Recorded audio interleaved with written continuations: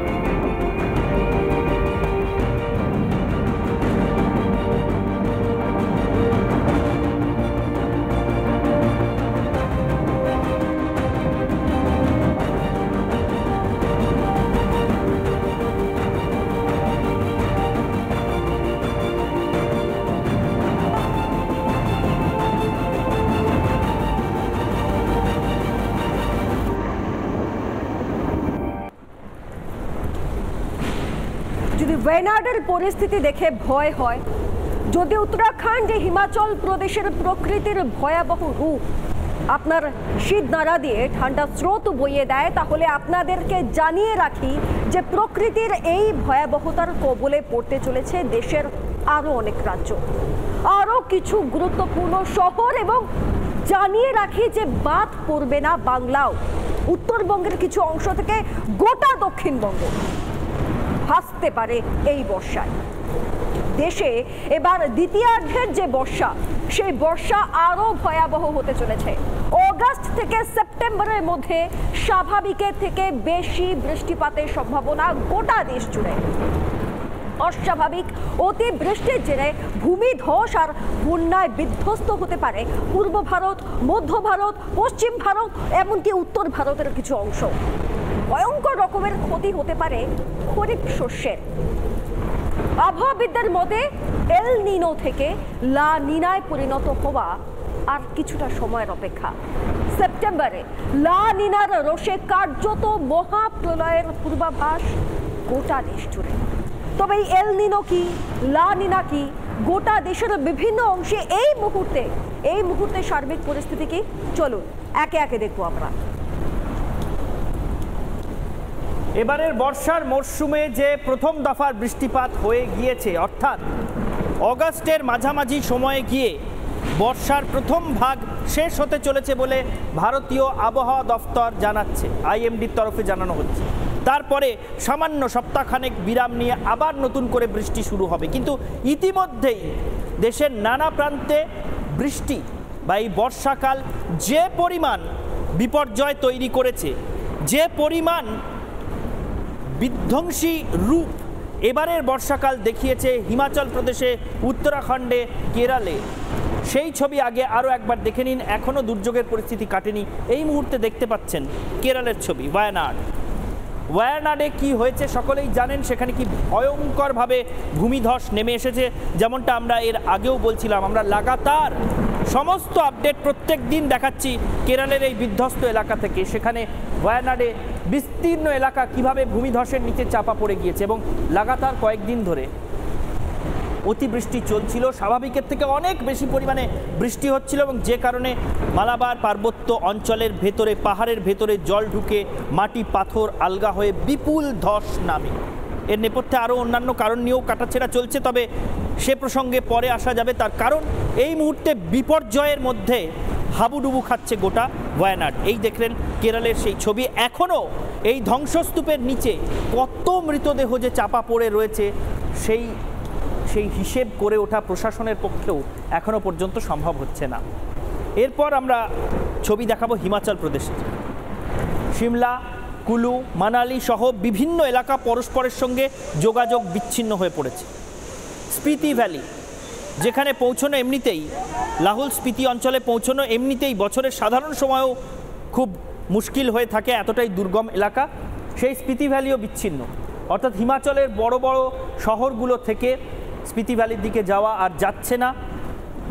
কুলু, সিমলা সহ বিভিন্ন অঞ্চলে ক্লাউড বার্স্টের ফলে, অর্থাৎ মেঘ ভাঙা বৃষ্টির ফলে ব্যাপক ধ্বংসলীলা করে চালিয়েছে প্রকৃতি, এবং একের পর এক জনপদে ব্যাপক ক্ষয়ক্ষতি। বড় বড় বাড়ি ভেঙে খাদে পড়ে যাচ্ছে, নদীর মধ্যে পড়ে যাচ্ছে, সেই ছবি আমরা দেখেছি। ঠিক পাশের রাজ্য হিমাচল এক পাহাড়ি রাজ্য, তার পাশের আরেক পাহাড়ি রাজ্য উত্তরাখণ্ড, সেখানকার পরিস্থিতি একটু দেখে নিন। উত্তরাখণ্ডেও কিন্তু একই রকমভাবে এবার ধ্বংসলীলা চালাচ্ছে বর্ষা। উত্তরাখণ্ড বারবার শিরোনামে আসে গত বেশ কয়েক বছর ধরে এই ভূমিধসের কারণে বা বর্ষার সময় ক্লাউড বার্স্টের ফলে, মেঘ ভাঙা বৃষ্টির ফলে এই রকম বিপর্যয়ের ছবি প্রত্যেকবার উত্তরাখণ্ডে তৈরি হয়। কিন্তু এবার যেন তার পরিমাণ আরও বেশি, ঘন ঘন বিপর্যয়ের, দুর্যোগের খবর আসছে উত্তরাখণ্ড থেকে। অর্থাৎ দেশের সুদূর দক্ষিণ প্রান্ত দেখলেন কেরল, সেখানে কি পরিস্থিতি হয়েছে, আবার একেবারে সুদূর উত্তরে হিমাচল এবং উত্তরাখণ্ডের মতো পাহাড়ি রাজ্যে কি পরিস্থিতি সেটাও দেখলেন। এরপর সৃজিতার সঙ্গে দেখে নিন যে দেশের বড় বড় শহরগুলো, যেগুলো এরকম দুর্গম অঞ্চলের নয়, সেখানকার ছবিটা কি এবারের বর্ষার জেরে দেখে নিন। অর্থাৎ শুধুমাত্র পাহাড়ি এলাকায় নয়, বিপর্যস্ত হতে চলেছে সমতল অঞ্চল। শুরুটাই রাজধানী দিয়ে করে, দেশের রাজধানী দিল্লি। সেখানে বর্ষার জেরে এমনিতেই প্রত্যেক বছর প্রচুর পরিমাণ বৃষ্টিপাত হচ্ছে, বিগত বেশ কয়েক বছর ধরে আমরা এটা দেখছি। এ বছরও সেখান থেকে রেহাই পাওয়ার কোনো জায়গা নেই। দিল্লির দিকে আমরা যদি তাকাই সেখানেও প্রচুর পরিমাণ বৃষ্টিপাত হচ্ছে, একাধিক এলাকা জলের তলায় ডুবছে।